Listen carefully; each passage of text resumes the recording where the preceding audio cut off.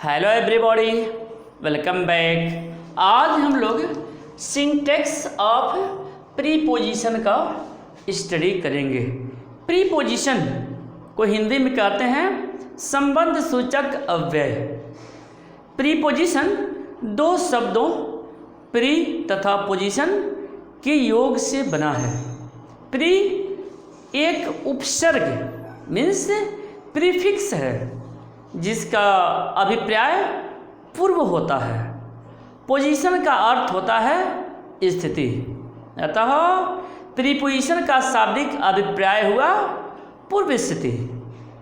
तो इस तरह से प्रीपोजिशन का डेफिनेशन हुआ वह शब्द जो किसी नाउन या प्रोनाउन के पूर्व प्रयुक्त होकर के उसका संबंध किसी अन्य नाउन या प्रोनाउन से दर्शाता है, बताता है, उसे प्रीपोजिशन कहा जाता है।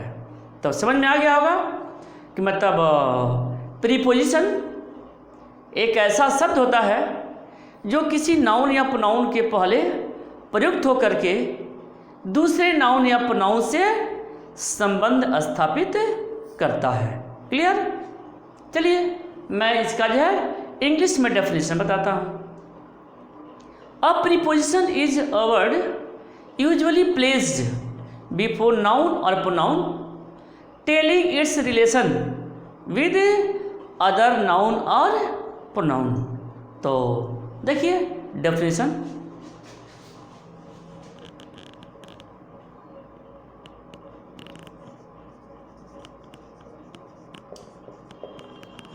preposition is a word, देखिए preposition is a word used या प्लेस्ड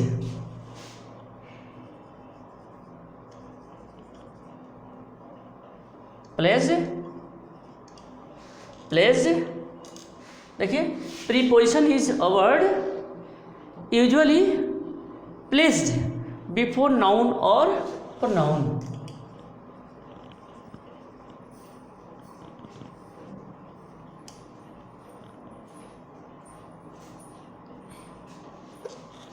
और प्रोनाउन, देखिए preposition is a word usually placed before noun और प्रोनाउन टेलिंग इट्स रिलेशन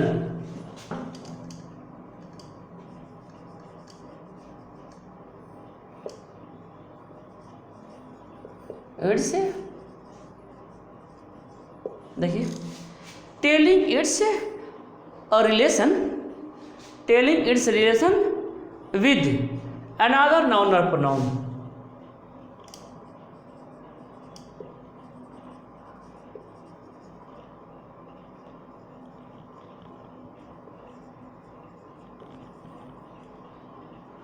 यह है प्रीपोजिशन का डेफिनेशन। तो समझ में आ गया होगा। Preposition is a word usually placed before noun or pronoun telling its relation with another noun or pronoun। तो इस तरह से जो है आपने प्रीपोजिशन का डेफिनेशन देख लिया। चलिए प्रीपोजिशन कौन कौन से होते हैं हमें यह भी बताना पड़ेगा पहले आपको, उसके बाद मैं आपको वास्तव में सिंटैक्स ऑफ प्रीपोजिशन के बारे में बताऊंगा। तो मैं थोड़ा बताता हूं कि प्रीपोजिशन कौन कौन से होते हैं। प्रीपोजिशन मुख्य रूप से तीन होते हैं। Clear? Simple preposition, compound preposition और कुछ ऐसे प्रीपोजिशंस जो कई शब्दों से मिलकर के बनते हैं, इनको फ्रेजल प्रीपोजिशन कहा जाता है। तो क्लियर? समझ में आ गया होगा आपको। हमने बताया सिंपल प्रीपोजिशन, कंपाउंड प्रीपोजिशन और फ्रेजल प्रीपोजिशन। लेकिन ये सिंपल प्रीपोजिशन क्या होता है, फ्रेजल प्रीपोजिशन क्या होता है या कंपाउंड प्रीपोजिशन क्या होता है, सर्वप्रथम मैं इसके बारे में आपको बताता हूँ। तो काइंड्स ऑफ प्रीपोजिशंस मैं बताता हूँ।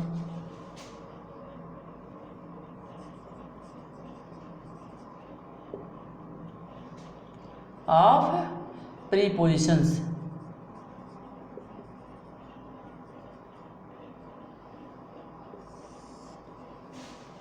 प्रीपोजिशंस कौन कौन से होते हैं मैं इसे बताता हूँ। जैसे बताया simple preposition,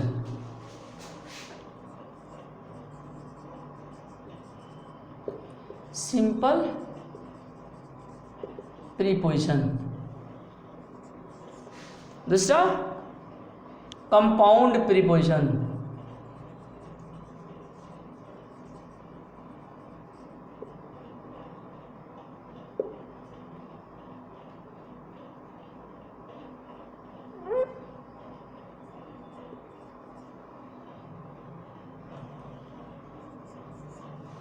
simple preposition, compound preposition और फ्रेजल प्रीपोजिशन।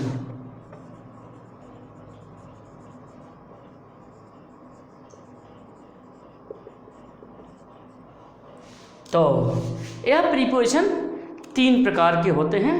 इसे भी जानना बहुत ही आवश्यक है, क्योंकि कभी कभी सेंटेंसेस में आप प्रीपोजिशन का प्रयोग करते हैं लेकिन समझ नहीं पाते हैं कि कौन प्रीपोजिशन है, प्रीपोजिशन का प्रयोग हुआ है या नहीं हुआ है। तो आप इसे ज़रूर समझिए, जानिए।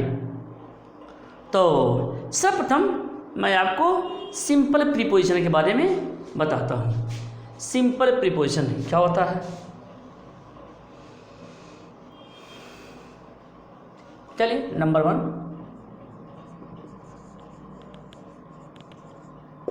Simple preposition.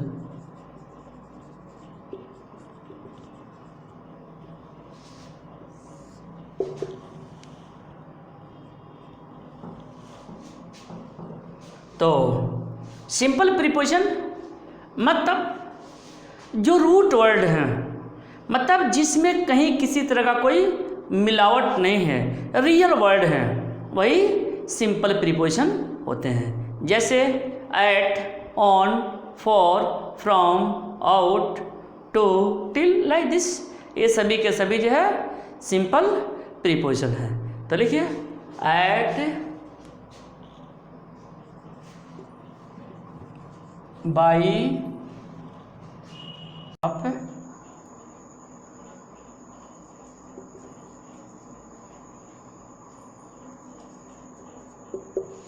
तो इस तरह से है। आपने देखा कि सिंपल प्रीपोजिशंस हैं जो रूट वर्ड हैं। देखिए at, by, for, from, out, to, till, through, in, of, on, off, up, with, it से, ये सभी के सभी जो है सिंपल प्रीपोजिशंस हैं। देखिए देखने से ही पता चल जाएगा। जब हम आपको तीनों पढ़ा देंगे तो आप ऑटोमेटिक पता लगा लेंगे कि सिंपल प्रीपोजिशन क्या होता है, कंपाउंड प्रीपोजिशन क्या होता है या फ्रेजल प्रीपोजिशन क्या होता है। तो ये सिंपल प्रीपोजिशन बताया मैंने, जो रूट वर्ड है उसमें कहीं प्रीफिक्स या सफिक्स नहीं लगा हुआ है। तो जिसमें कोई प्रीफिक्स या सफिक्स नहीं लगा हुआ है, यानी जो रूट वर्ड है वही सिंपल प्रीपोजिशन है। चलिए अब मैं आपको बताता हूँ कंपाउंड प्रीपोजिशन।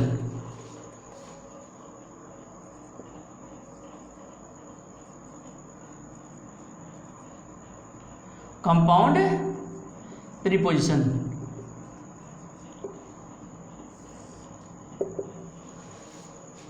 देखिए कंपाउंड प्रीपोजिशन क्या होता है।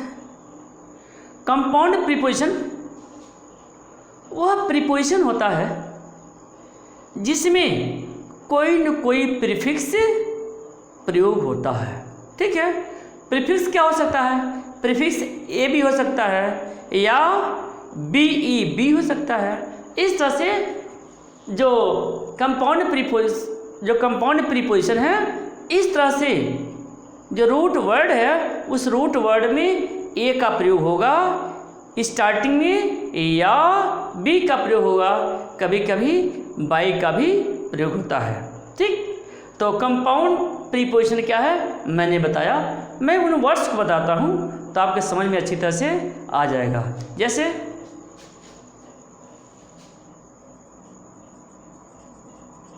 within,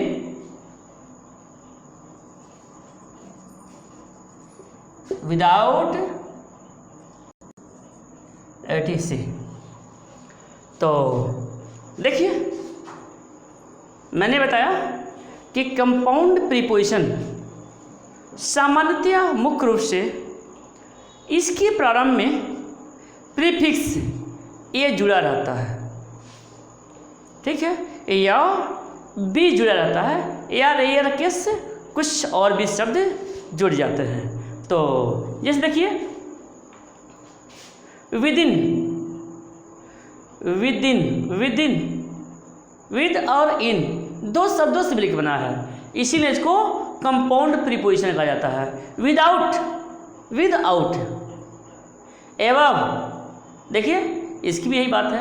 about, along, across, among, amidst, amongst, around, before, behind, belong, यह है belong, beside, beneath, between, beyond, inside, outside, underneath. इस तरह से जो है ये आपके कंपाउंड प्रीपोजिशन है। तो सिंपल प्रीपोजिशन और कंपाउंड प्रीपोजिशन में क्या अंतर है, आप यूं भी समझ में आपको आ जा रहा है। सिंपल प्रीपोजिशन में रूट वर्ड है जिसमें कहीं किसी तरह का प्रीफिक्स प्रयोग नहीं किया गया है, जबकि कंपाउंड वर्ड में सभी में कोई न कोई प्रीफिक्स जरूर प्रयोग किया गया है। मुख्य रूप से या अधिकांश रूप से ए का प्रयोग किया गया है, अधिकांश रूप से इसमें ए का प्रयोग किया गया है, ठीक है। तो अब चलिए मैं आपको बताता हूँ फ्रेजल प्रीपोजिशन। फ्रेजल प्रीपोजिशन क्या होता है, पहले मैं इसके बाद ये बताता हूँ। Number 3, phrasal preposition.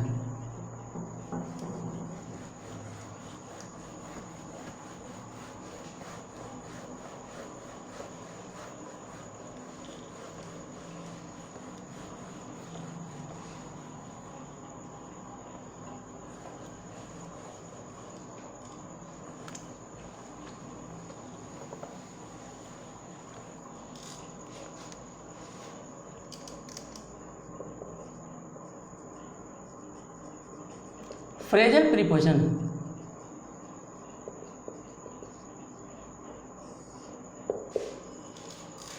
यह फ्रेजल प्रीपोजिशन क्या होता है? जो फ्रेजल प्रीपोजिशन है वह शब्द समूहों के रूप में प्रयुक्त होता है। क्लियर?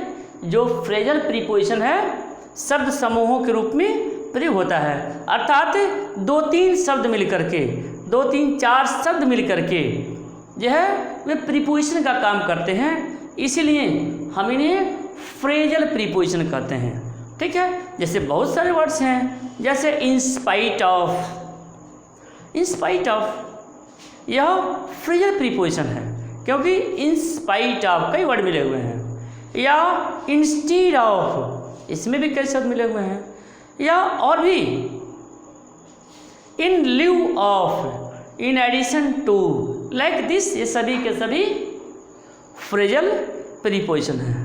तो चलिए मैं इसके बारे में आगे बताता हूँ। जैसे in spite of, next in order to, etc। तो इस तरह से देख लीजिए, जो फ्रेजल प्रीपोजिशन है इन्हें समझिए, जो कई वर्ड्स से मिल करके बनते हैं और ये प्रीपोजिशन का कार्य करते हैं। जैसे in spite of, away from, in composition to, on account, on event of, according to, in addition to, in front of, on account of, along with, यह along with है, along with, instead of, in place of, on behalf, by means of, in lieu of, owing to, in order to, इस तरह से जो है एक phrasal preposition का प्रयोग होता है। तो इस तरह से जो है आपने इन 3 प्रीपोजिशन के बारे में, अर्थात simple preposition, compound preposition, phrasal preposition के बारे में आपने समझ लिया। अब मैं इन प्रीपोजिशन का पोजीशन बताना चाहता हूँ कि वाक्य में कहाँ कहाँ प्रयोग होते हैं। क्लियर? जैसे ये वर्ब के बाद होते हैं, वर्ब के पहले होते हैं, वाक्य के लास्ट में होते हैं, इनका अलग अलग पोजीशन है। तो पोजीशन ऑफ प्रीपोजिशन मैं आपको बता रहा हूँ।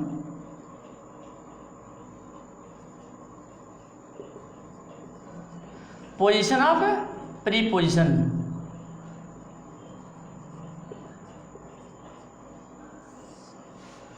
इसका पोजीशन क्या है? सामान्यतया उस शब्द के पहले इसका प्रयोग होता है जिसको यह गवर्न करता है, यानी प्रीपोजिशन जिस शब्द को गवर्न करता है उसी के पहले यह प्रयोग होता है। जैसे the horse is in stable, the horse is in stable. देखिए इन स्टेबल, स्टेबल में इन आया हुआ है, यानी इसी से रिलेटेड है और इसी के पास प्रयोग किया गया है। चलिए नेक्स्ट है, he is afraid of dogs.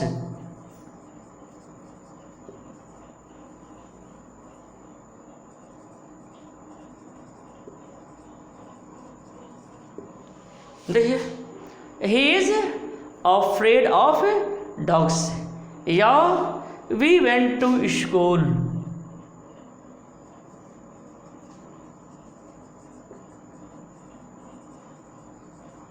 देखा आपने, यहाँ पे इन लग गया, यहाँ पर ऑफ लग गया, यहाँ पर टू लग गया। या the cat jumped into the well,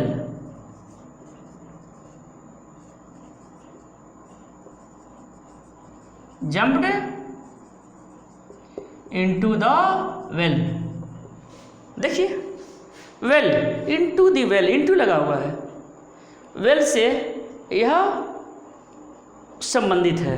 तो इस तरह से आप देख रहे हैं कि जो प्रीपोजिशन है वह उस शब्द के पहले प्रयोग हो रहा है जिसको वह गवर्न कर रहा है, जिसके लिए वह, जिसको वह गवर्न कर रहा है उसी के पहले प्रयोग किया गया है। ठीक है, नेक्स्ट,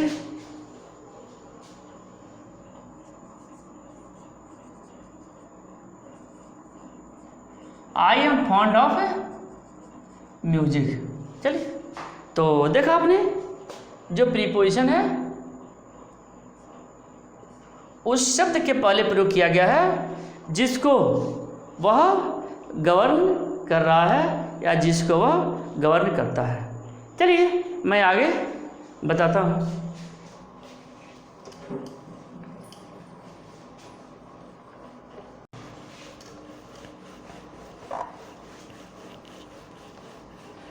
तो इस तरह से जो है आपने देखा कि प्रीपोजिशन जो है कैसे प्रयोग हो रहा है। चलिए मैं आगे बताता हूँ। आगे यह है, जैसा कि मैंने बताया कि प्रीपोजिशन सामान्यतः उस नाउन या प्रोनाउन के पहले प्रयोग होता है जिसको वह गवर्न करता है, लेकिन इसके कुछ और भी रूल्स हैं, कुछ एक्सेप्शंस हैं। यानी प्रीपोजिशन को अंत में भी लगाया जाता है, प्रीपोजिशन को अंत में भी लगाया जाता है। देखिए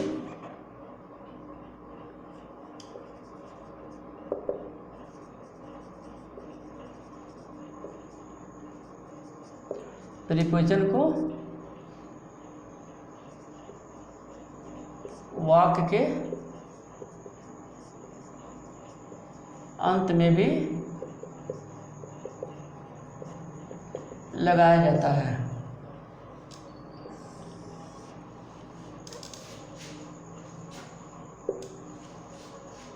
क्लियर? पहला कंडीशन क्या है? पहला कंडीशन यह है कि जब प्रीपोजिशन का ऑब्जेक्ट कोई इंट्रोगेटिव प्रोनाउन या एडवर्ब हो।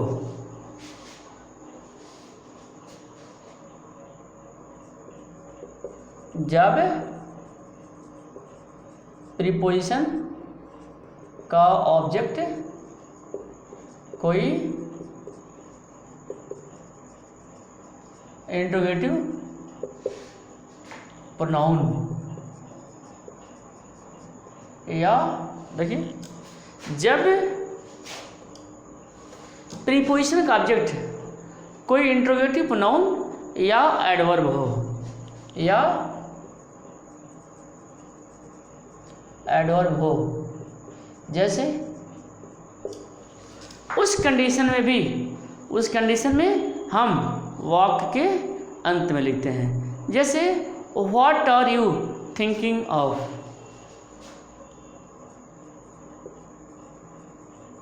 What are you thinking of. देखिए यहाँ पर अंत में प्रीपोजिशन का प्रयोग हो गया। या व्हाट आर, देखिए what are you looking for. What are you looking for. देखिए यहाँ पर भी अंत में लगा हुआ है। या what was Vikramaditya famous for.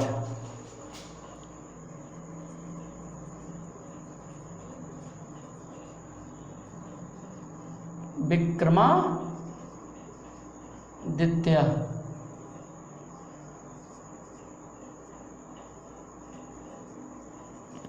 Famous for.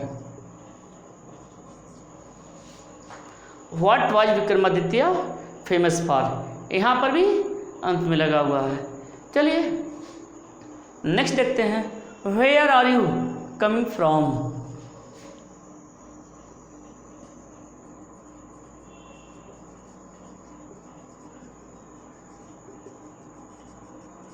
तो इस तरह से आपने इसे देख लिया कि जब प्रीपोजिशन का ऑब्जेक्ट कोई इंट्रोगेटिव प्रोनाउन या एडवर्ब होगा, उस स्थिति में प्रीपोजिशन अंत में लिखा जाएगा।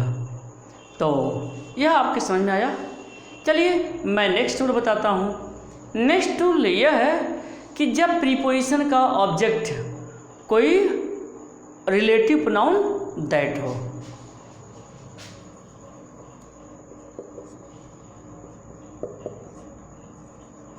जब प्रीपोजिशन का ऑब्जेक्ट कोई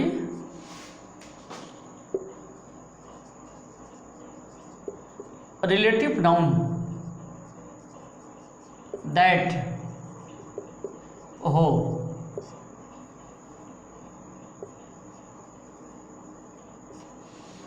यानी जब प्रीपोजिशन का ऑब्जेक्ट कोई रिलेटिव प्रोनाउन दैट हो। जब प्रीपोजिशन का ऑब्जेक्ट रिलेटिव प्रोनाउन दैट होगा, उस स्थिति में भी हम प्रीपोजिशन लास्ट में लगाएंगे। जैसे this is the house that they live इन।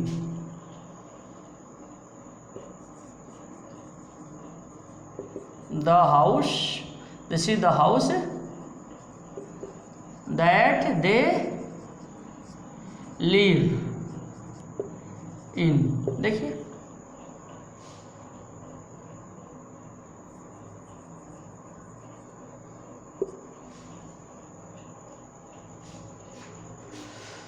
तो देखा आपने यहाँ पर दैट का प्रयोग किया गया है, इसलिए यहाँ प्रीपोजिशन लास्ट में हो गया।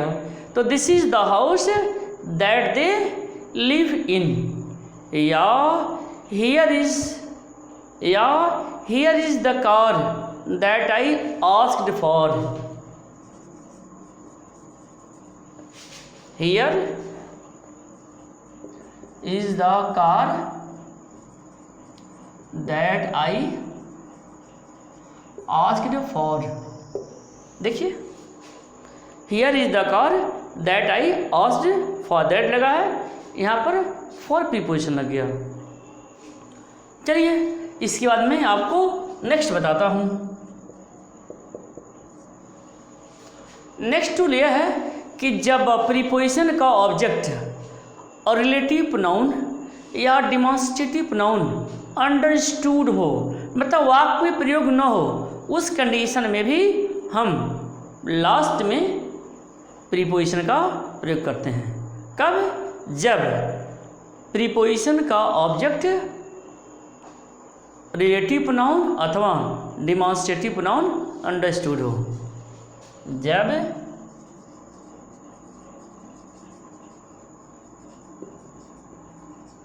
प्रीपोजिशन का ऑब्जेक्ट, देखिए जब प्रीपोजिशन का ऑब्जेक्ट रिलेटिव प्रोनाउन या डिमॉन्स्ट्रेटिव प्रोनाउन, रिलेटिव या डिमॉन्स्ट्रेटिव प्रोनाउन अंडरस्टूड हो,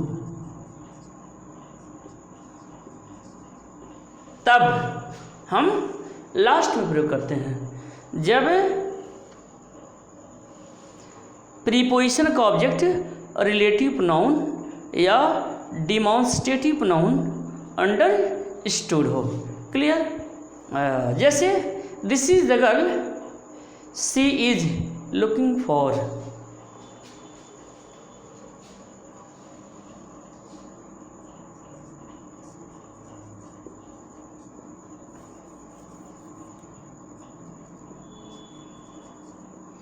This is the girl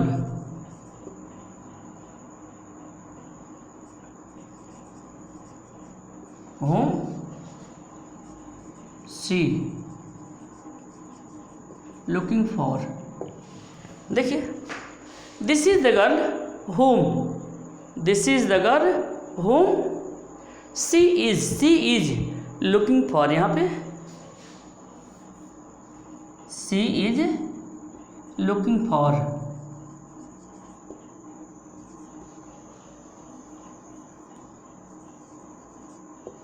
तो इस तरह से देखा कि this is the girl she is looking for. यह जो whom है यह अंडरस्टूड है, कभी कभी वाक्य में प्रयोग नहीं होता है, इसीलिए इसे ब्रैकेट में लिखा गया है कि आप समझ जाइए कि यह अंडरस्टूड है।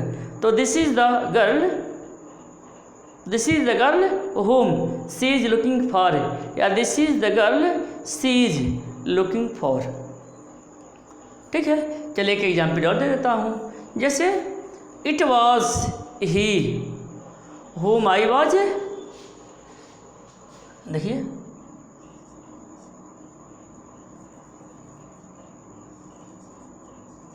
it is he, देखिए इट इज ही, जो इज है यह मेन वर्ब के रूप में इस्तेमाल किया गया है, इसलिए इसके बाद जब भी कोई प्रोनाउन आएगा तो वह नॉमिनेटिव केस में आएगा। ठीक है, तो इट इज ही या it was he whom I speaking of. It is he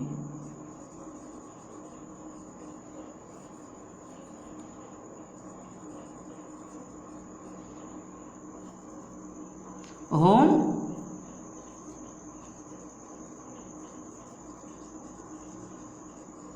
speaking of. देखिए this is he whom I am speaking of. तो यह आपके समझ में आ गया होगा। तो देखिए यहाँ पर जो है यह अंडरस्टूड है, और जब यह अंडरस्टूड होगा उस कंडीशन में प्रीपोजिशन लास्ट में लगेगा। तो इस तरह से मैंने आपको प्रोनाउंस कौन कौन से होते हैं यह मैंने आपको बताया, और हमने इनका पोजीशन बताया कि इनका पोजीशन क्या है। तो इस तरह से आपको समझ में आ गया होगा। ओके।